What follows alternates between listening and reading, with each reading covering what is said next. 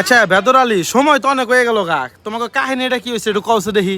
আর কি কম মাতবর চাচা, এই মেয়ের জামাই আর মেয়া প্রতিদিনই ঝগড়া করে। কি করি বুঝছেন, এটার একটা ফয়সালা করে দেন আপনি। প্রতিদিনই ঝগড়া করলে কাম হবো? এই এই বাবাজি কি হয়েছে কওছে, তুমি কি নিয়ে ঝগড়া করো প্রতিদিন? মাদর চাচা এটা তো আমি কইরুম না, এটা যে হের মেয়ের জিগান। হ, কথাটা খারাপ কও নাই। এই মা তুমি কওছে দেখি কি হয়েছে? আপনি বললাম আমি খালি আজাইরা আজাইরা প্রশ্ন করে উত্তর দেয়ারি না, এমনি খালি দেখছেন দেখছেন মাতবর চাচা, আমার মেয়ের কি আজার আজারা প্রশ্ন করে। আরে তুমি বহ, তুমি ব্যস্ত হও না, আমি বুঝতাছি। এই জামাই, তুমি কি আজারা প্রশ্ন করো কওছে একটু, দুই চারটা প্রশ্ন করছে দেখি। আপনাকে প্রশ্ন করুম। হ্যাঁ, দুই চারটা প্রশ্ন দেখি আমাকেও করো দেখি। তুমি কি আজারা আজারা প্রশ্ন করো আমাকে, মেয়েরে উত্তর দিতে পারে না।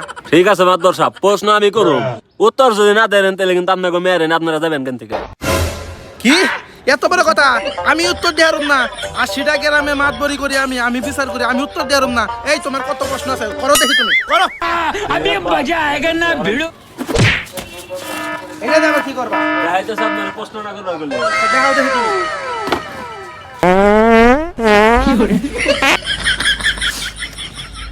এই যে মাদর সাহেব, কোন আপনি দেখি আমি কোন বুগলাতে বাদ দিছি। এটা কোনো প্রশ্ন করবো? দেখি আছে দেখি কোন বুগলা দিয়ে পার দিছে। তো হুন্ডা কোন বুগলা দিয়ে দিছে? এই যে বুগলা দিয়ে, এই বুগলা দিয়ে। হ্যাঁ, এটা মধ্যে গন্ধ আছে, গন্ধ আছে। এটার মধ্যে গন্ধ পাইলাম। এই যে জামাই, এই বুগলা দিয়ে বাদ দিছ। সাহিত্যে মাদবরি করবেন, সেই সহজ প্রশ্নের উত্তর দেওয়ার না, আমি এই বুগলাতে বাদ দিছি।